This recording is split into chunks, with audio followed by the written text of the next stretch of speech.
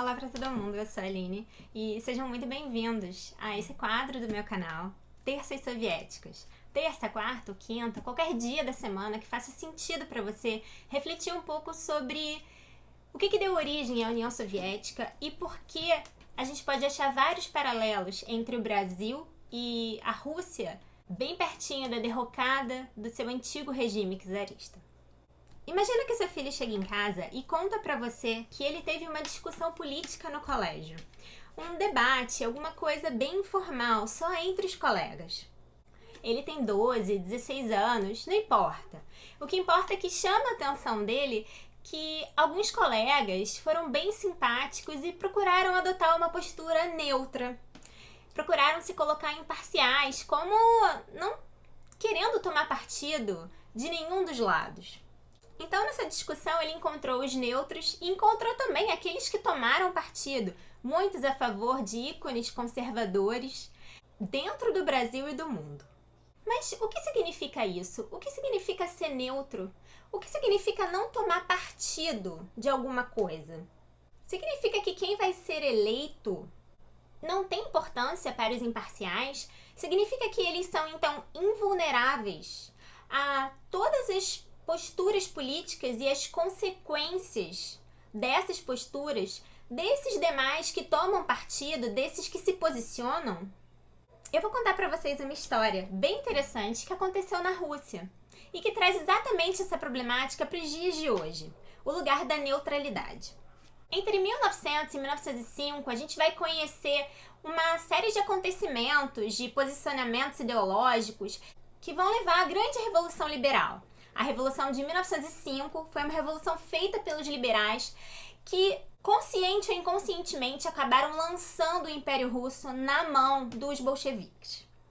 Esses liberais, eles tinham na época relações com vários outros grupos, com vários outros posicionamentos políticos.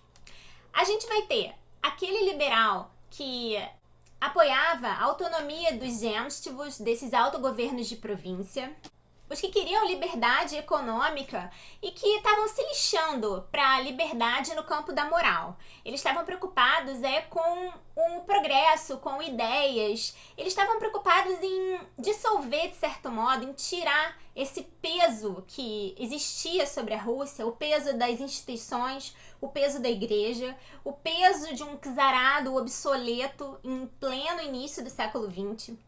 Eles diziam não apoiarem os radicais russos. Eles eram a favor de um parlamento, de uma constituição, mas eles também não dialogavam com os conservadores. Eles estavam talvez até mais perto dos radicais do que eles próprios imaginavam. Nós tínhamos também os radicais, e muitos desses radicais eram aristocratas que estavam dispostos a tudo, a explodir a Rússia inteira para recriar uma nova sociedade, um novo homem. E eles tinham bastante dinheiro e coragem o suficiente para doar esse dinheiro para aqueles que faziam as confusões, as greves, os motins, para aqueles que se reuniam e coordenavam os ataques, os saques e outros crimes mais brandos que aconteciam em São Petersburgo, em Moscou, em Odessa.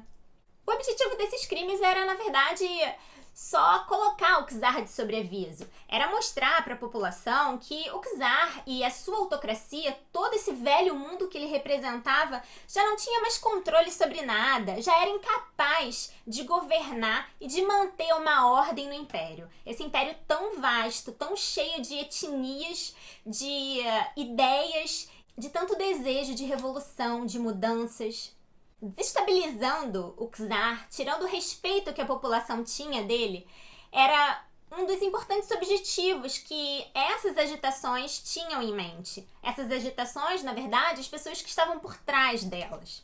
De muitas delas, o Lenin participou. Nós tínhamos também os conservadores, que eram uma minoria.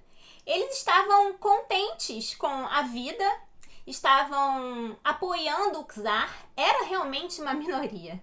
Eles até flertavam com a ideia de uma liberdade econômica, mas eles estavam confortáveis nesse lugar, nesse velho mundo. Muitos apoiaram as medidas repressivas do governo contra tudo aquilo que estava acontecendo. As revoltas políticas, as revoltas estudantis que acabaram se unindo a revoltas nas usinas. Enfim, eles achavam que realmente a repressão era o único caminho para fortalecer a autoridade do czar e para combater a ameaça terrorista. Dentro desse grande grupo de liberais, nós tínhamos a alta burguesia. Nós tínhamos, inclusive, um exemplo muito interessante, que é o pai do escritor do Lolita, o Vladimir Nabokov.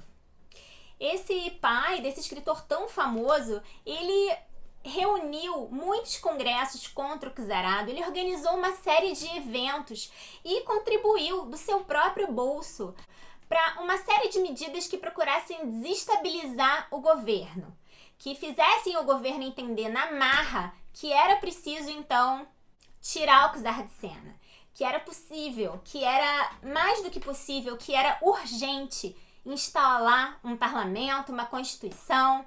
Mas é claro que eles não estavam do lado dos radicais, nem do lado dos conservadores. Mas, na verdade, no fim de tudo, eles acabaram se aproximando muito mais dos radicais do que dos conservadores.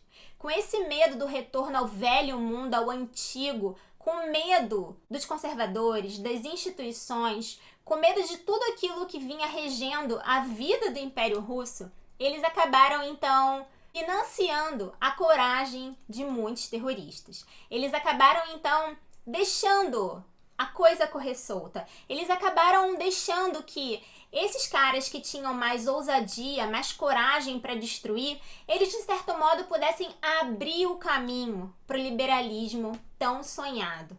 Eles não tinham inclinações radicais, mas eles estavam dispostos a investir naqueles que tinham essas inclinações. E naquele momento, em busca da liberdade econômica, em busca de uma certa liberdade cultural, é claro que naquele momento os fins justificariam os meios. Muitos afirmavam que eram democratas, que eram moderados. Muitos diziam que não tinham nenhum partido, mas que eram a favor de uma república, de uma ideia de democracia, que eram a favor dos direitos legados ao mundo pela Revolução Francesa.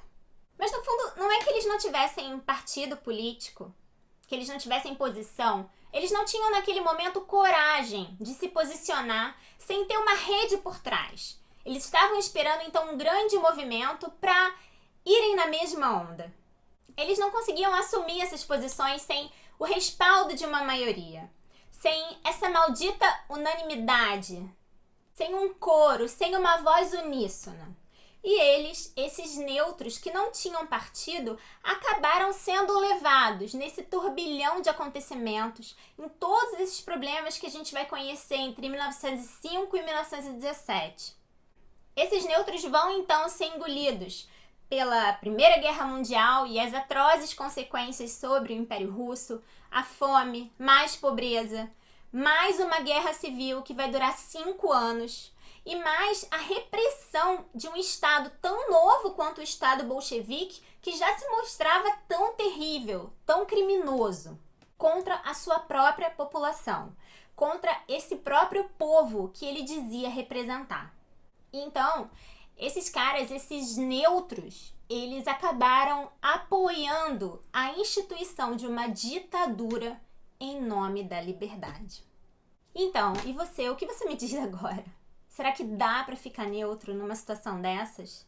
Será que é possível passar ileso das posições políticas e das consequências que elas trazem?